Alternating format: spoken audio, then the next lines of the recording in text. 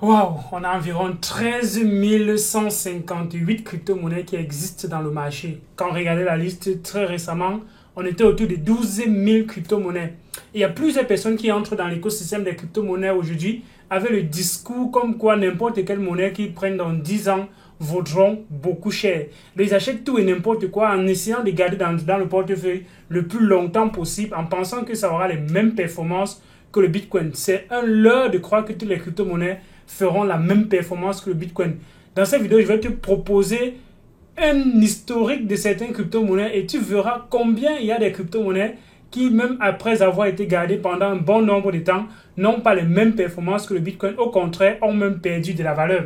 Donc toi qui penses qu'il suffit de toucher n'importe quoi et garder pendant longtemps pour que ça performe très bien, détrompe-toi parce que c'est pas parce que tu achètes un vin et tu le gardes pendant longtemps que forcément ce vin sera un vin de bonne qualité. Tu peux acheter un vin qui est de bonne qualité et tu le gardes pendant longtemps, il devient encore plus savoureux parce qu'à la base, c'était un vin de bonne qualité. Donc, il ne faut pas penser que le simple fait de garder te donnera forcément de la valeur avec la crypto-monnaie que tu as. Donc, reste jusqu'à la fin de la vidéo, je vais partager avec toi cette historique et tu verras comment il y a plusieurs crypto-monnaies que si tu avais gardé pendant 10 ans, pendant 7 ans, pendant 8 ans, tu auras même plutôt perdu de la valeur et même parfois, tu serais retrouvé à zéro, carrément zéro pour certaines de ces crypto-monnaies. Donc, reste jusqu'à la fin de la vidéo.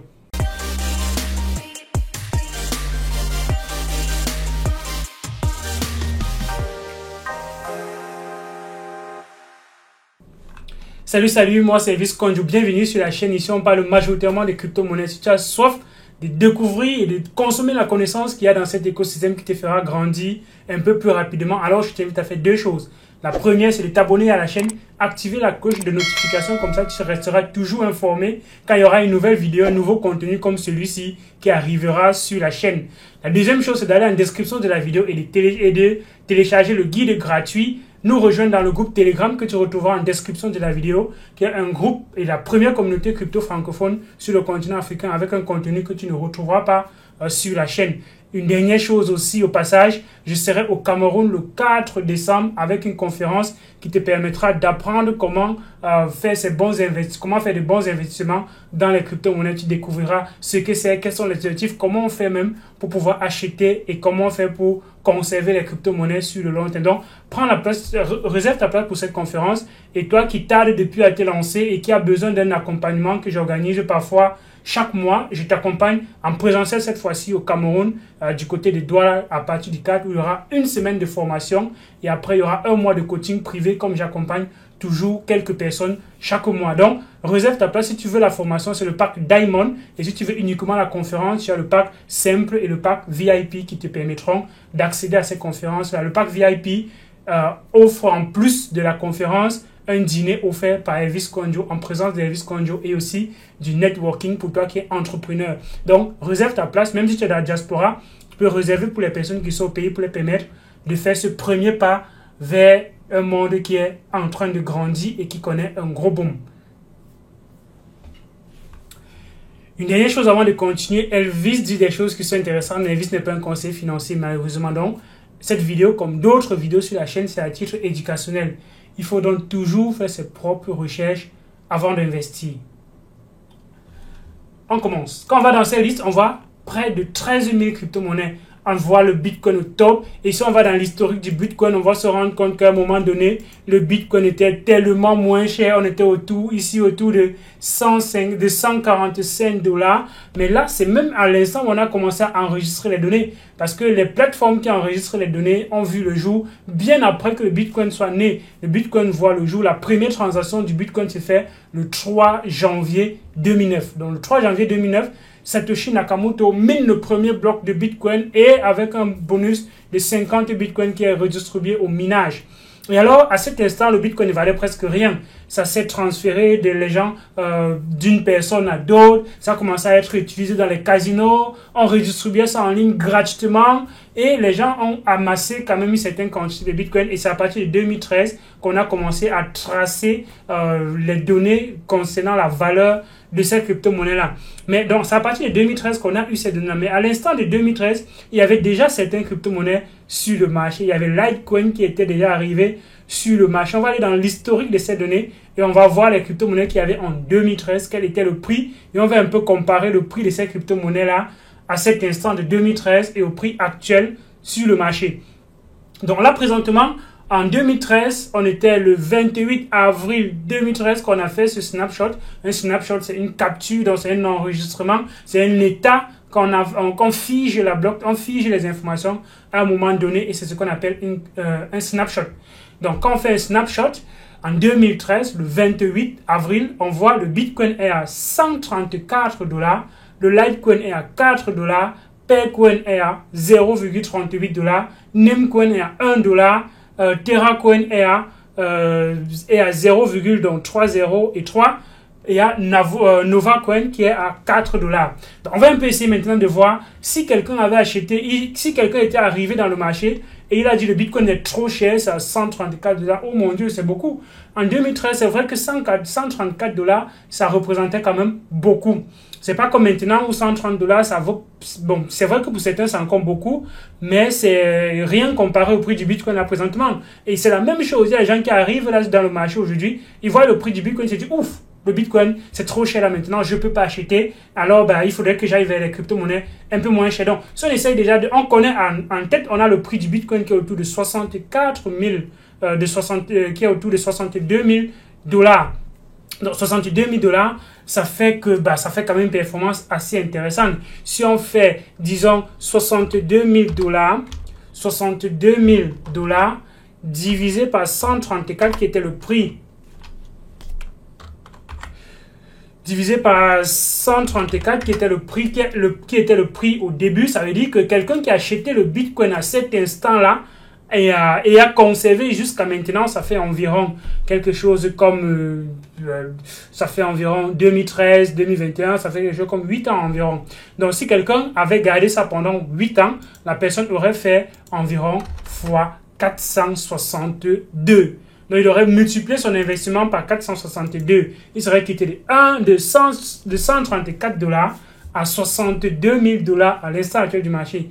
Mais prenons l'exemple de quelqu'un qui est arrivé à cet instant dans le marché et qui a dit le Bitcoin c'est trop cher. J'achète par exemple le Litecoin.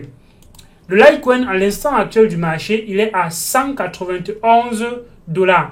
Donc, et il était à 4,31 $. Donc si on fait 191 divisé par 4,35 par 4,35, on est autour de fois 43. Donc, si quelqu'un était venu plus tôt, il a acheté le Litecoin en se disant, bon, le Litecoin c'est moins cher que le Bitcoin, alors j'achète le Litecoin.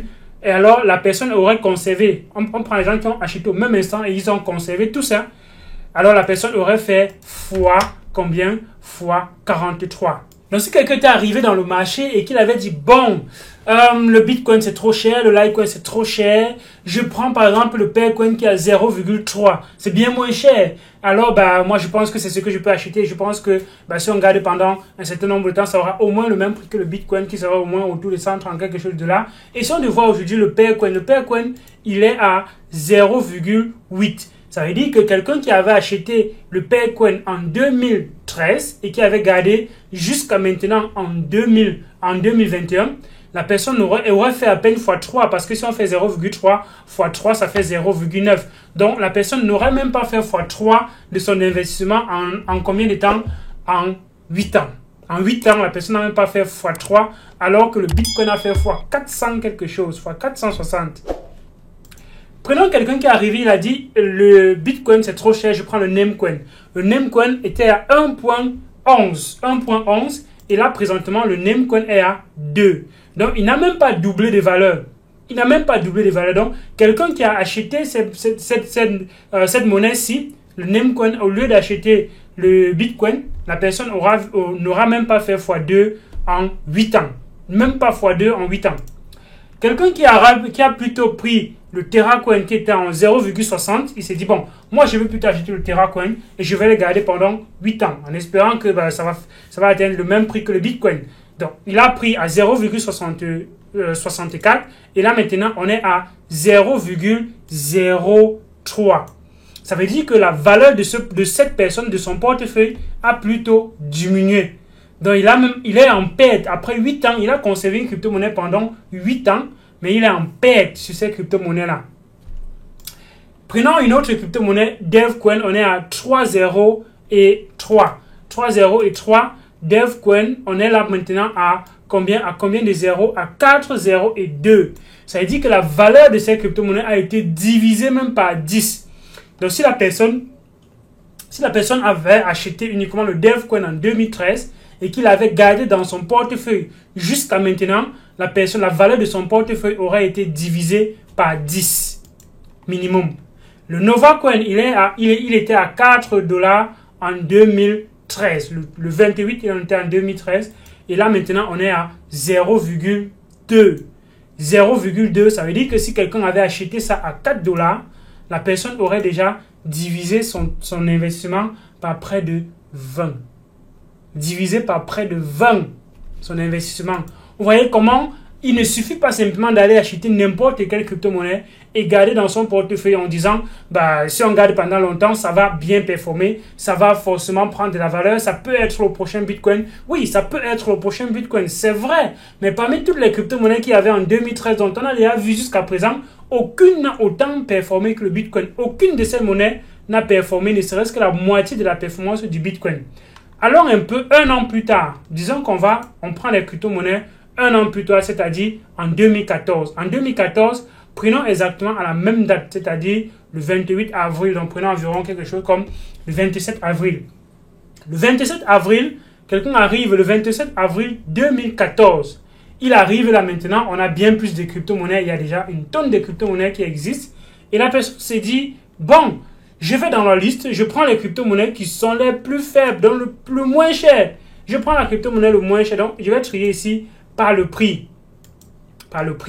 Et on voit Cash-Coin ici qui se retrouve au top en tant que la crypto-monnaie la moins chère. On a Koji-Coin, on a Emoti-Coin qui sont dans le top des crypto-monnaies les moins chères. Quelqu'un dit, bon, moi c'est la crypto-monnaie que je vais acheter et je vais garder pendant le même nombre de temps que le Bitcoin.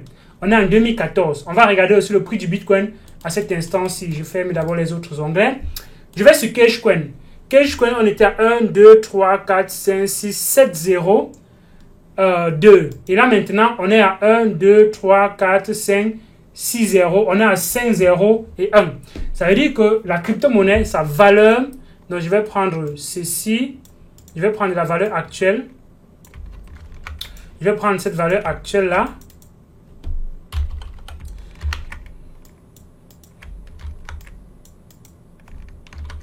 Je prends la valeur actuelle que je vais diviser par sa valeur qu'il y avait en 2014. En 2014, donc je fais une division pour voir la performance. On voit que ça a été multiplié par 4. La valeur, c'est x4. Ça fait x4. Ça, c'est une crypto-monnaie qui était dans le top moins, donc qui était dans les moins chers, qui coûtait les moins chers possibles. On était à un volume de 60 $ uniquement. En 24 heures, un volume de 64 $. De 60 $. Donc, si quelqu'un avait acheté ces crypto-monnaies-ci et qu'il avait gardé pendant près de 7 ans environ, pendant 7 ans, la personne aurait fait x4 en moyenne. Prenons une deuxième crypto-monnaie qui est ici dans le top. On est à 1, 2, 3, 4, 5, 6, 7, 0. Il y en a Koji-Coin qui est là maintenant à 1, 2, 0 et quelque chose. Ça fait, il a déjà retiré presque Koji-Coin 1, 2, 3, 4, 5, 6, 7, 0. Donc il a fait une très belle performance comparée au Bitcoin. On essaye de prendre ça. Et on divise par son prix auquel on était en 2014. Et là, on a une performance de fois 5647. Ça veut dire que si quelqu'un avait pris un seul dollar de ces crypto-monnaies, 7 ans après, la personne est à 5000 $. Si la personne avait pris 1000 $ de ces crypto-monnaies, aujourd'hui, la personne est à 5 millions. Alors que si la personne avait fait la même chose avec le Bitcoin, si la personne avait fait la même chose avec le Bitcoin était à 400 quelque chose de dollars, à 400 quelque chose de dollars, si on fait 62 000 divisé par 400 et si ça fait 142, ça fait uniquement fois 142, alors que de l'autre côté on était à fois 5000 quelque chose. Mais c'est un gros risque parce qu'imaginez-vous, les volumes étaient de combien? On avait un volume de transaction de un volume de transaction de $69 en 24 heures. Ça veut dire que c'était tellement jeune, ça venait tellement d'arriver sur le marché. Et alors aujourd'hui, on est dans des volumes de transactions qui sont... on a presque pas de volume. Le volume de transactions, il est où? Il est tradé, il est listé sur quelle plateforme? No data, il est listé nulle part. Donc, je ne sais pas comment ceux qui ont acheté ça peuvent revendre. Même comme on voit le prix là, je ne sais pas où vient ce prix. Je ne sais pas où est-ce qu'on prend ce prix-là, mais voilà des crypto-monnaies qui valent quelque chose, mais qui ont disparu. C'est sûr que ça, c'était un prix au moment donné, avant sa disparition, probablement. Donc, voilà une crypto-monnaie qui, quelqu'un avait acheté, aurait peut-être conservé jusqu'à maintenant, mais si on pouvait encore revendre, ça ferait fois 5000 quelque chose, mais on ne peut pas revendre parce que derrière, il n'y a aucune plateforme sur laquelle la crypto-monnaie est listée. Aucune plateforme. Vous ne pouvez revendre cela nulle part. Donc voilà comment les crypto-monnaies peuvent également disparaître du marché, même si derrière, ça pourrait avoir de très belles performances et qu'à un moment donné, ça a très bien performé. Si vous avez toujours continué de conserver cela dans votre portefeuille en espérant que dans 10 ans, 20 ans, ça aurait pris une certaine valeur, ben, malheureusement, ce n'est pas le cas pour toutes les crypto-monnaies. Donc le prix qui est affiché là, c'est le prix probablement avant sa mort. Et ça, c'est le prix avant sa mort et on était ici... Je ne sais pas où est-ce que cette valeur sort, où est-ce que cela vient. Vous voyez, depuis un bon nombre de temps, on n'a plus eu d'informations concernant ces crypto-monnaies. La dernière information date de 2018. En 2018, on avait encore la crypto-monnaie qui existait et ça a pumpé et après, ça a disparu. Il y a plusieurs crypto-monnaies qui se retrouvent dans cette liste de crypto-monnaies sur CoinMarketCap qui auront le même sort. Il y a plusieurs crypto-monnaies qui vont disparaître du marché. Et quand on va revoir cette courbe-ci, 5 ans après, 10 ans après, on va voir comment il y avait des crypto-monnaies qui existaient à cet instant-ci et qui ont disparu par la suite. Donc, n'achetez pas simplement une crypto-monnaie en pensant que avoir une crypto-monnaie dans son portefeuille, ça va forcément bien performer et vous serez milliardaire après 10 ans, après 15 ans. C'est pas vrai. Voilà des crypto-monnaies dont on a montré, par exemple, qui ont coûté très cher à un moment donné. Le meilleur moment donné de sortie de ces crypto-monnaies, c'était en 2008, quand on était au pic. Mais bon, il y a probablement des gens qui ont encore gardé et qui aujourd'hui, ça ne vaut rien. Et moi-même, j'en suis un exemple. Il y a des crypto-monnaies que j'ai dans mon portefeuille et qui ne valent rien et qui ont disparu carrément de la circulation. Donc, faites très attention. Sélectionner minutieusement son portefeuille est quelque chose que vous devez toujours regarder. N'allez pas acheter tout et n'importe quoi en pensant que comme c'est la crypto-monnaie et que comme c'est moins cher, ça aura peut-être la même valeur que le Bitcoin. Faites très attention, restez très vigilant et soyez très minutieux quand vous choisissez les crypto-monnaies à conserver dans votre portefeuille. Tu me dis ce que tu penses en commentaire de cette vidéo. Est-ce que tu es toi-même victime de cela? Est-ce que tu as des crypto-monnaies qui ont disparu dans ton portefeuille? Et s'il y a des crypto-monnaies qui ont disparu dans ton portefeuille, tu mets cela en description de la vidéo en commentaire pour que certaines personnes évitent de tomber dans ces pièges aussi. Faites une analyse parce que c'est ce qu'on promeut sur la chaîne. Analysez toujours les crypto-monnaies. Faites une analyse fondamentale, analyse technique. Renseignez-vous au maximum concernant la crypto-monnaie avant de l'acheter. Je vous laisse. C'est ce que j'avais à partager avec toi aujourd'hui. Tu me dis ce que tu penses, abonne-toi, like la vidéo, partage la vidéo et rejoins-nous le 4 décembre à Douala si tu es du côté du Cameroun. Réserve ta place en description de cette vidéo. D'ici à là, porte-toi bien et en d'autres vidéos sur la chaîne Elvis Konjo. Ciao. Investir dans les crypto-monnaies crée tous les jours de nombreuses fortunes, des personnes qui voient leur vie radicalement changer du jour au lendemain et se retrouvent à l'abri du besoin. Cependant, pour y arriver, il est impératif de comprendre l'écosystème dans lequel on met les pieds, à savoir qu'est-ce que c'est qu'une crypto-monnaie, comment en acheter, où en acheter, comment vendre et surtout comment dénicher des projets à fort potentiel qui feront exploser ton portefeuille.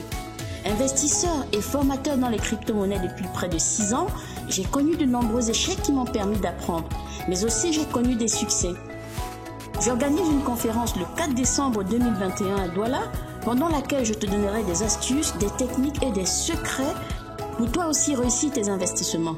Alors n'attends plus, clique sur le bouton en description de la vidéo pour prendre ta place et ne pas rater l'opportunité du siècle. À très bientôt.